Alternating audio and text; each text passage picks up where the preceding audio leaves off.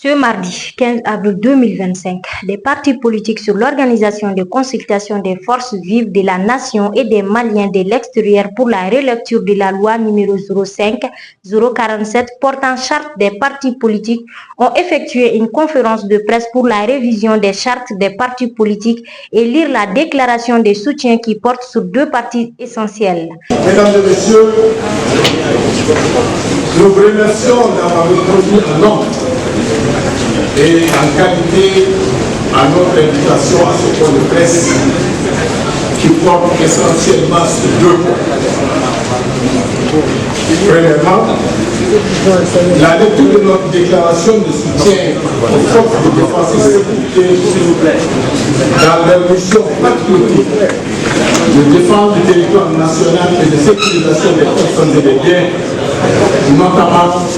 après la destruction des zones des femmes pendant du voisin dans la nuit du 31 mars au 1er avril 2027.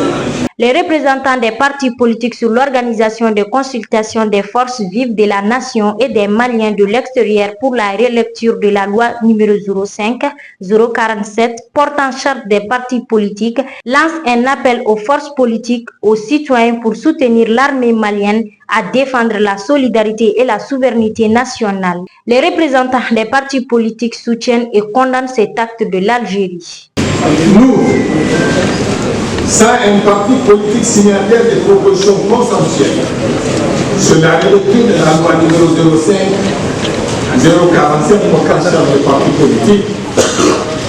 considérant la période critique en cours pour la souveraineté, la sécurité et la stabilité du Mali, prenant acte des déclarations circonstanciées de l'état-major des armées relatives à la destruction des comptes des femmes lors d'une opération contre des cibles terroristes, condamnons avec la plus grande fermeté cet acte grave de belligérance perpétré par l'Algérie,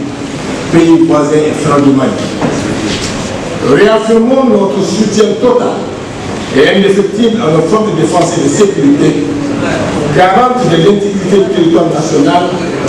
et confrontées à des menaces persistantes et à des actes hostiles dirigés contre notre pays. Appelons à une désescalade entre les deux pays, notamment par le recours aux voies diplomatiques, au dialogue et, si nécessaire, le recours du Mali à la justice internationale ou aux organisations multilatérales compétentes afin d'obtenir la condamnation de l'Algérie. Appelons l'ensemble des forces politiques, sociales et citoyennes à s'unir autour de notre armée pour défendre la patrie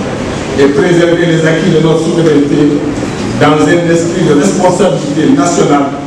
et de solidarité républicaine, dans l'honneur et la dignité pour un Mali libre, fort et respecté.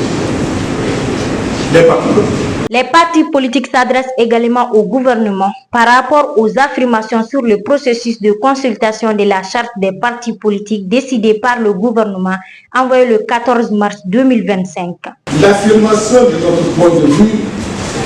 sur le processus de consultation sur la charte des partis politiques décidée par le gouvernement. Mesdames et messieurs,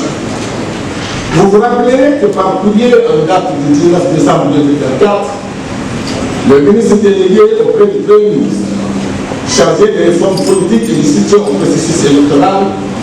a invité les partis politiques maliens à lui faire parvenir leurs propositions et suggestions concernant la lecture de la charte des partis politiques au plus tard le vendredi 14 mars 2025. En réponse à cette sollicitation, une centaine de partis politiques représentant l'écrasante majorité des formations actives ont salué l'initiative du gouvernement et transmis au ministre délégué un document intitulé Proposition consensuelle sur la relecture de la loi numéro 05047 portant charte des partis politiques. Ces propositions ont scrupuleusement respecté les résolutions des assises nationales de la refondation sur les partis politiques, à savoir la réduction du nombre de partis politiques en y imposant des conditions strictes de création et de financement, la révision de la charte des partis politiques avec une réaffirmation du rôle du chef de file de l'opposition et la fin du nomadisme politique en cours de mandat. Il ne voit aucune objection sur la consultation des forces vives des sujets d'intérêt national, mais il se pose quelques questions par rapport aux décisions du gouvernement. Les partis politiques ont marqué un accord clair et explicite sur tous ces points, en considérant que ces résolutions s'imposent autant à eux qu'au gouvernement qui les a traduits en programme d'action gouvernementale et retenu dans le plan d'action du cadre stratégique de la refondation de l'État. CSRE 2022-2031. La suite logique de cette démarche enclenchée par le gouvernement lui-même aurait dû être l'adoption du document transmis ou à défaut l'ouverture d'un dialogue entre les autorités politiques et les représentants des partis dans un esprit partagé de recherche et d'intérêt général. Par la suite, et après approbation des conclusions par le Conseil des ministres, le dossier devrait être transmis au Conseil national de transition qui aurait alors la latitude d'écouter toutes les personnes de ressources qu'ils aviseraient et dans les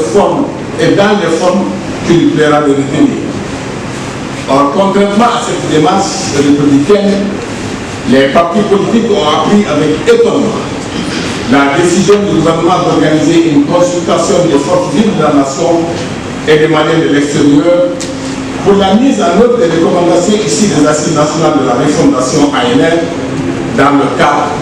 de la relecture de la charte. Les partis politiques n'ont aucune objection sur la consultation des forces vives sur des sujets d'intérêt national. Mais, en l'occurrence, trois questions se posent. Premièrement, pourquoi le gouvernement s'est directement adressé aux partis politiques sur la relecture de la charte par la lettre du 19 décembre 2024, alors qu'il aurait pu procéder aux consultations des forces vives? Deuxièmement, pourquoi le gouvernement veut encore consulter les forces vives sur un sujet sur lequel elles s'étaient clairement prononcées lors des assises nationales de la refondation ANR? Et troisièmement, quelle est la pertinence des consultations envisagées dès lors qu'elles ont une légitimité inférieure à celle des ANR, dont elles ne peuvent modifier légalement les résolutions?